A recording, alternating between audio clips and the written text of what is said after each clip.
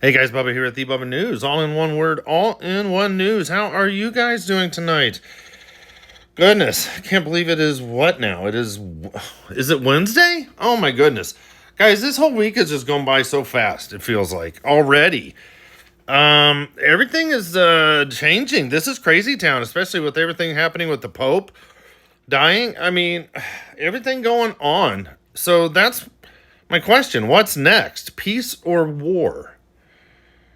That's what we're going to cover tonight. We're going to talk about the 7-year deal they keep talking about, the peace plan with Israel and the new state of Palestine. You've got Saudi Arabia in the news. You've got Jordan in the news. You've got Turkey in the news. You've got Syria in the news. You've got Iran in the news. Who else in the news? My goodness gracious. This is just wild. And all the puzzle pieces are coming together. And even now, like I was posting there on Telegram earlier today, there's a war that could break out between Pakistan and India now. Because Pakistan's going to shut off the water of these rivers. That's what India is going to do to Pakistan. So it's really, it's really heating up. But yeah, we'll start off with, let's get over here. We'll start off tonight with everything that's going on with this 7-year stuff. This is crazy because now, the other night we were talking about a 5 to 7 year, and now they're just going with a 7-year deal.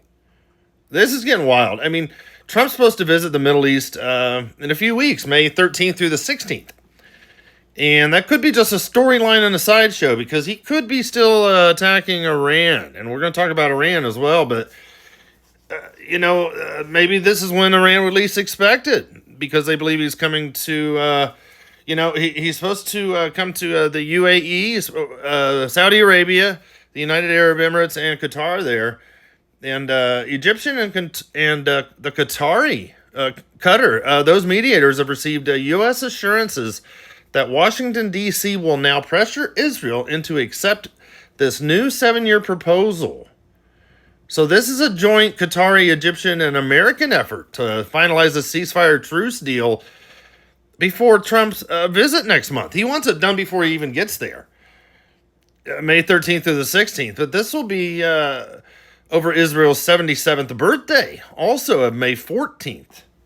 Right in the middle of his visit to Saudi Arabia, the United Arab Emirates, and Qatar. So either way, we're going to see more and more of the 7-year truce talk, peace talk. And, it's going to morph into something bigger, much bigger, like Daniel 9:47. I mean, even yesterday, Saudi Arabia, they welcome international support for the two-state solution conference coming up. I mean, Saudi Arabia is ready to get this party started. The Saudi Council of Ministers on Tuesday welcomed growing international support for the conference on the settlement of the Palestinian issue and the implementation of the two-state solution. So that's what it's going to be called, the Conference on the Settlement of the Palestinian Issue and the Implementation of the Two-State Solution, chaired by the Saudi Kingdom and France in New York on June 17th through the 20th. And I've still got to verify if they're still going to meet on the 2nd through the 4th. But if they do, that's 3 days. And if they do it in addition to now June 17th through the 20th, that's another 4 days. So there's 7 days. So we'll have to see on that. Let's keep going. But last night they had a rocket attack there from Yemen on north of Haifa. I mean, up there at that reserve, at the very tippy top, at the very top where it says Kfar Rosh, that area, that's the Lebanese border. I mean, this is the upper northwest quadrant. And this is near the border of Lebanon. I mean, this is crazy because they woke up the Israelis north of Haifa at 4 a.m. But they do that. But the Houthis may be down, but they're definitely not out of the game. They've still got some firepower. So this area being targeted by Yemen is highly unusual. And the Israeli military said that, and even some of the media said it appears that the missile fired from Yemen, it was fired towards the Ramat David Air Base. And last night they were saying, hopefully Israel accepted it. But the Israeli military is being really quiet on this. They were still trying to figure out if this was an interception or not. That's their actual words. We are still trying to figure out if there was an interception or not. I mean, if they didn't intercept it, that'd be crazy town. But Israel did say that they did shoot it down, but I'm not so sure that they did.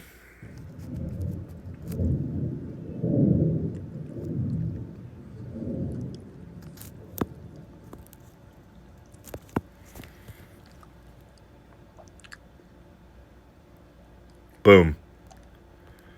So who knows if actually Israel intercepted it or not? I haven't gotten that confirmation, but even if they got it through, because last night there was an Israeli media censorship kind of being imposed.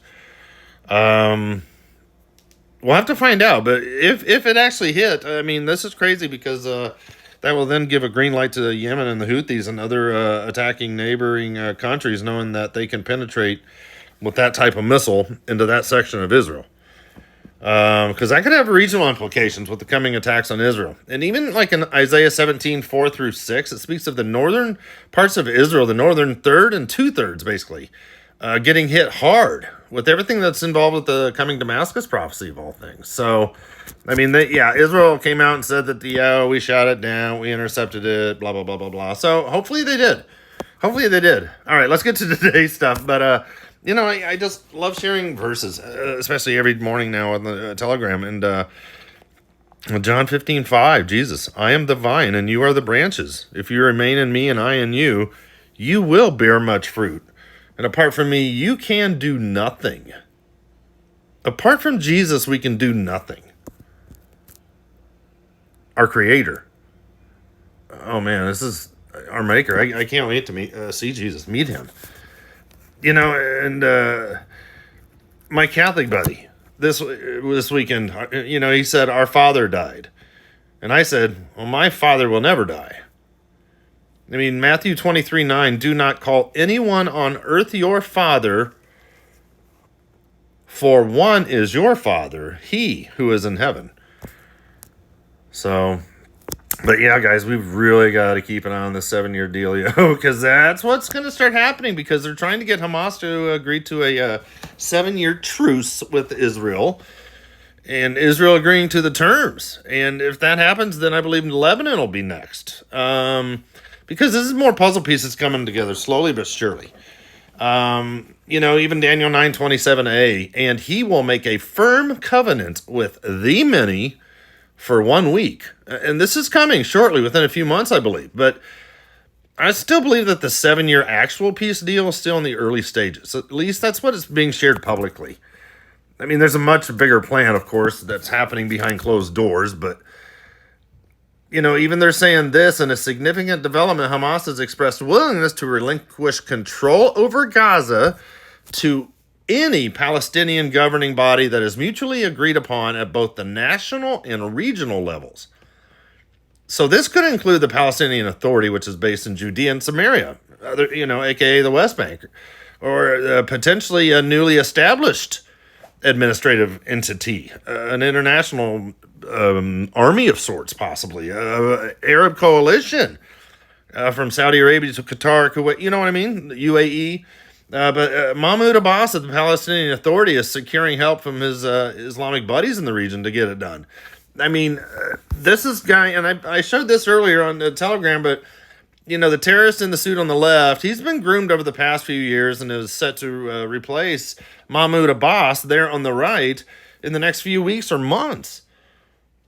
Hussein al-Sheikh, left, is set to become the PLO vice chair and successor of Mahmoud Abbas. And that guy, he calls Hamas his brothers. He served 11 years for terror crimes. He's aided victims. He's funded terrorist families. He's praised the killers, yet he's become the U.S. protege for the new state of Palestine. And he's been invited to D.C. now against U.S. law. These are wild times, guys. This is nuts. Even today, Mahmoud Abbas, he came out and basically he called Hamas a vulgar term earlier. The nice way of saying is that he called them sons of female dogs, basically. I mean, he did this televised speech today at the Palestinian Authority Central Council. I should have gotten that video, but I don't know Arabic. But anyway, but you know what? He went off on Hamas. He's done more for Hamas in his one statement today than some of these senators have done in 18 months, but he told Hamas today to hand over the hostages. He added that the war must end, citing that hundreds are dying every day because Hamas doesn't want to hand over the American hostages. Quote unquote, sons of dogs. Hand over the hostages and end this matter. Unquote.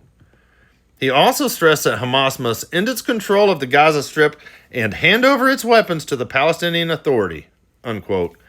Abbas also called on Hamas to turn itself into a political party, saying, talk to us instead of talking to the Americans. He continued one last line. Our vision for achieving peace in the Middle East is based on ending the Israeli occupation and establishing a state of Palestine. So there's pushing pressure for this to get really rocking. This whole conglomeration that's either going to be a 5-year and then strengthened into a 7-year, or it may start off as a 7-year truce like this. There's all different ways this can go, but it's like the early stages of this is actually forming right in front of our eyes. This is so exciting, guys. This is wild. We're going to keep going. Iran, because they're going to have the big talks this weekend. But the U.S. and Iran are preparing to hold the third round of talks this weekend on a possible deal to reimpose restraints on Iran's nuclear program. But Iran is updating its protection and hardening its stuff in 2 deeply buried tunnel complexes with a massive security perimeter linked to its main nuclear complex under the threats of U.S. and Israeli attacks. So the Institute for Science and International Security today released its report based on recent satellite imagery.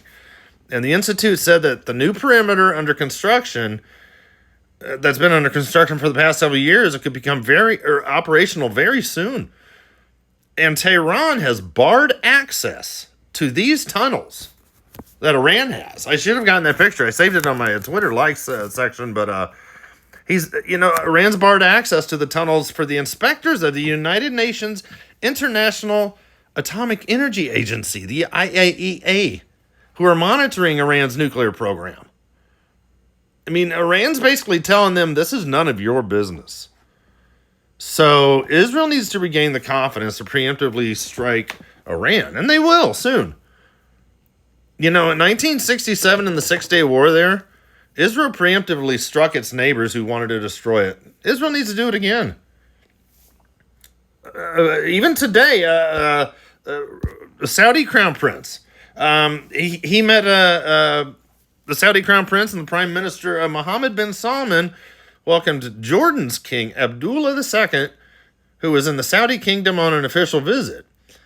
But King Abdullah there on the left, what's wild is this guy on the left, and over there is the right, of course, Mohammed bin Salman, that a lot of people believe could be an Antichrist candidate. But fast forward to the guy on the left, the king. That's not the king. Why did I even use this picture? The king's over here. What?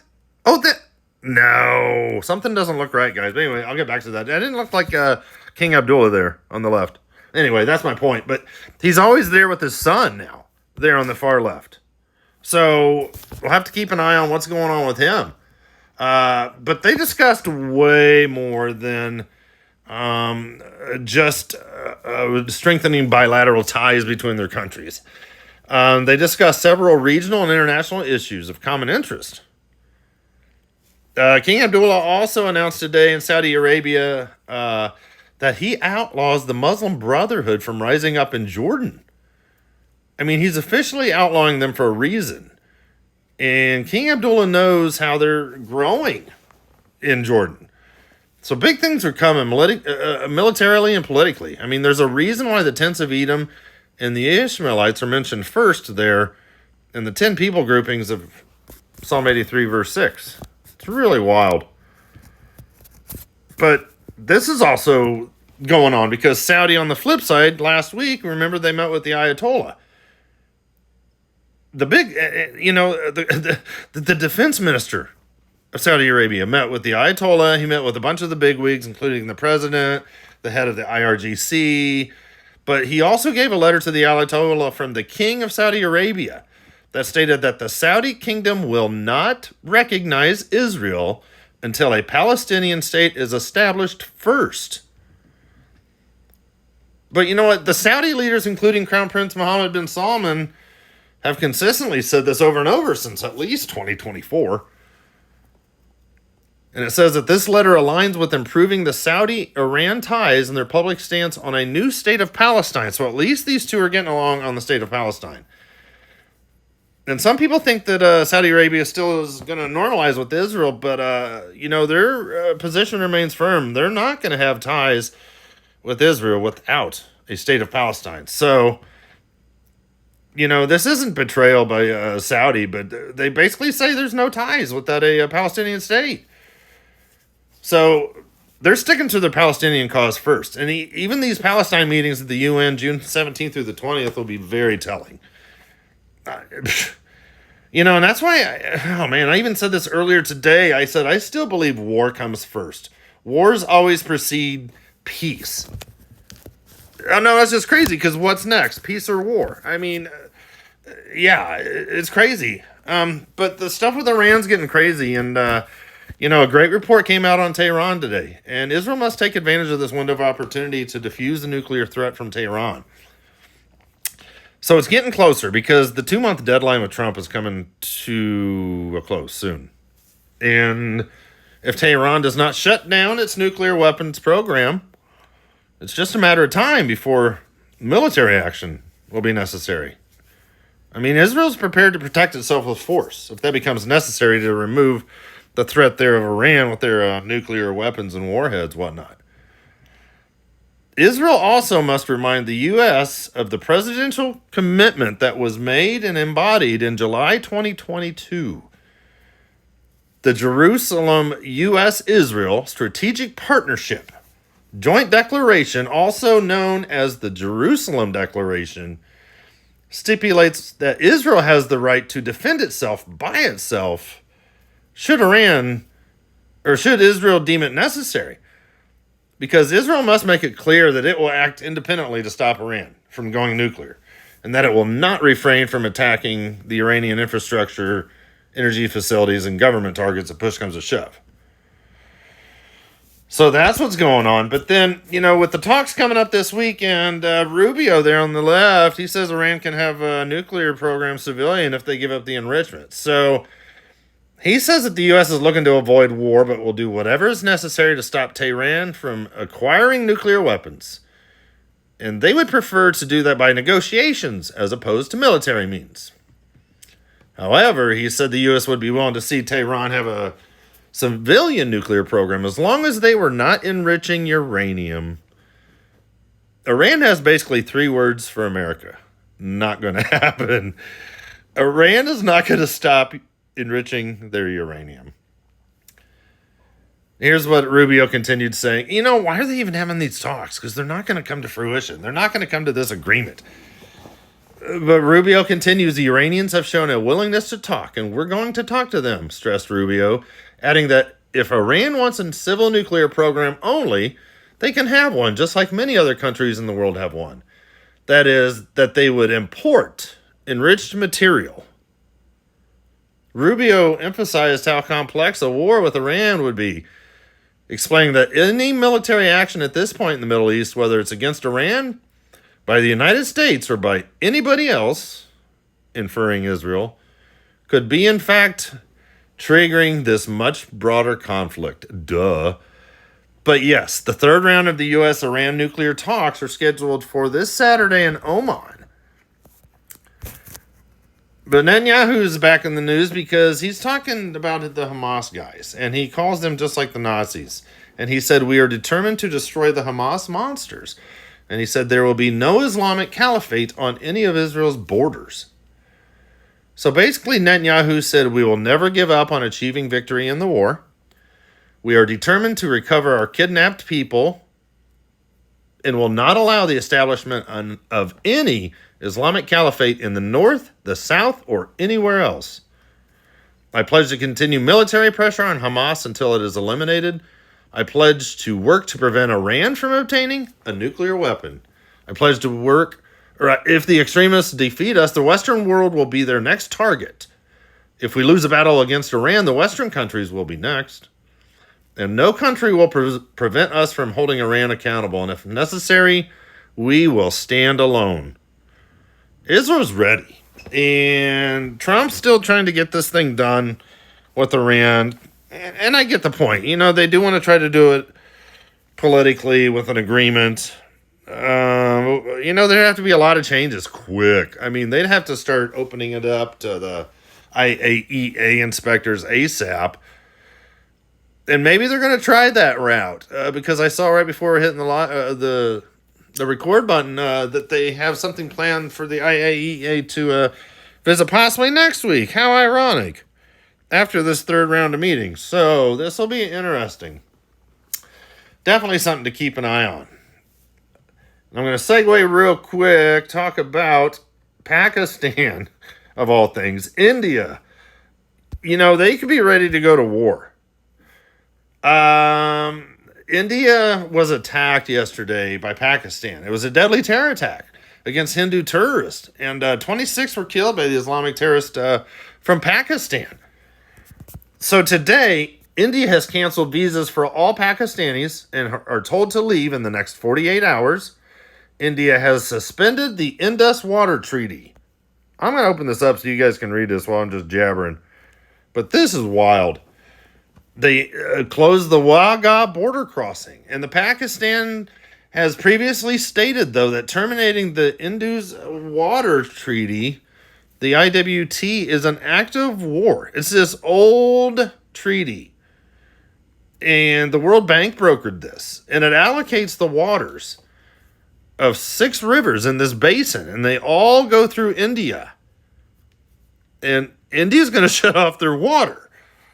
That's crazy. Because if India starts blocking access to the water from all of those rivers, all 6 of them, I know I had to count. I had to scroll in earlier, but Pakistan is going to be hit by a water scarcity crisis because 80% of Pakistan's water needs are covered by these rivers coming into Pakistan, including farming. So the Indus Water Treaty it's a red line for Pakistan because summer's approaching and Pakistan's going to need, they're going to be parched. Rivers are going to dry up. Wells are going to dry up. Crops are going to be dead. You're going to have a dead livestock now. There's going to be basically no water to drink. So Pakistan's going to have no option but to declare war. So, oh man. I mean, this is just crazy. This is all going on. Let's see. What are we doing next? We're just going to finish up with Jordan. I mean, there's so much to talk about. There is really so much to talk about, but yeah, these rivers, man, it starts, some of them over here, they start in China. Oh, now I sound like Trump, China. But yeah, it looks like there's full on 6 rivers, and they all go into Pakistan, and India controls it, and they're going to shut it down. But we've got to also, as I round this out, we've got to keep an eye on Jordan, Syria even, because in the past week, not even Jordan King Abdullah here. That's what I'm saying. That previous, check this out. See what he looks like? I'm telling you, that didn't look like, that didn't look like him. I don't know. Maybe it is, but, you know, they like to do these weird things to us, but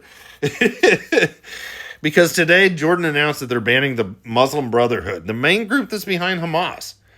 And in the past week, the Syrian president, Jolani, has now arrested, quote unquote, several Palestinian terror leaders in Syria. And I said, what's going on? Because both Jordan and Syria, they know that the people groupings within their countries could soon arise to power to overthrow the current governments by coup and whatnot. But I went on to say I have a feeling this is just optics. Because, for example, the Muslim Brotherhood in Jordan, they also operate under the name Islamic Action Front. And it's the largest political party of Jordan. So, I don't think Jordan really banned them.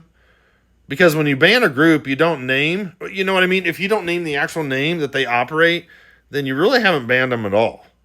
Because if they go under the Islamic Action Front, and they just know that wording that the United States has heard from Egypt from years ago of the Muslim Brotherhood and just assume, oh, okay. Jordan and Syria could be just trying to deceive the West. I mean, it's crazy, but I did this poll, and I can't show it, I guess, now on the Telegram, but, that was my question. I asked before I wanted to record this with you guys, what's next? Peace or war? What do you guys think? Out of 444 votes here at 10:11 p.m. Eastern Time, 85% say war is coming first. Only 15% say peace. Guys, I think war is coming first, even though the optics are all pointing to peace. Because I have a feeling once these wars start something's going to kick off these wars. Something's going to happen. Something's going to happen. But just like this past weekend with the Pope dying and everything else, it just felt like something changed spiritually.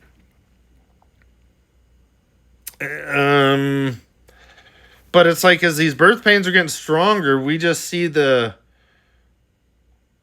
stepping stones going forth of just breaking down into darkness and the world just dying all around us. It's crazy. I mean, even like today, I saw earlier this morning that 6.2 earthquake there in Turkey. They had a 5.9 followed it and all this other stuff. I mean, people were jumping out of buildings and landing on cars below because they're having panic attacks and freaking out and jumping out of their building. 3-4 stories up, 5 stories, 6 stories up. I mean, I saw the one video, the guy broke his leg, but he put a big dent in the hood or the roof of that car. But man, what's next, guys? Peace or war? I don't know, but all I can think is just come quickly, Lord Jesus. But I know that I haven't, because we always say how much more are we going to continue to see, and here we are. Every day we see more. But God is so faithful, guys. It's so exciting. His promises are so true. Oh wow, yeah. I just got daydreaming there about. I can't even imagine what glory will be. The transformation from mortal to immortality. Oh, man. I can't even imagine. In a moment, in the twinkling of an eye. 1 Corinthians 15:51-52. Behold, I tell you a mystery. We shall not all sleep, but we shall all be changed in the moment, in the twinkling of an eye, at the last trump. For the trumpet shall sound, and the dead shall be raised incorruptible, and we shall be changed. We shall be changed. Wow, guys, I can't even imagine. 1 Thessalonians 4:13-17. I mean, not Titus 3:15, but there's so many. Oh, man, it's just exciting. It's hard to keep up. With everything in the news, we've got to stick plugged into Jesus and each other. And I was over there on Arrow Ministries earlier tonight, and he said, thanks, guys, for listening to him with his ministry. And he said something like, it's good to be in the choir of other believers. And I told him, yeah, it's good to be around other choir members. The assembling of ourselves together. And if you're watching this now here in this premiere, you're assembling with us right now. So thank you guys for being here. Maranatha, Jesus Christ is coming so very soon. And this is going to get nutty professor, guys. Let me know in the comments below what you think. What's next, peace or war? But yeah, come quickly, Lord Jesus. This is getting ready to get crazy. All right, we'll talk to you soon.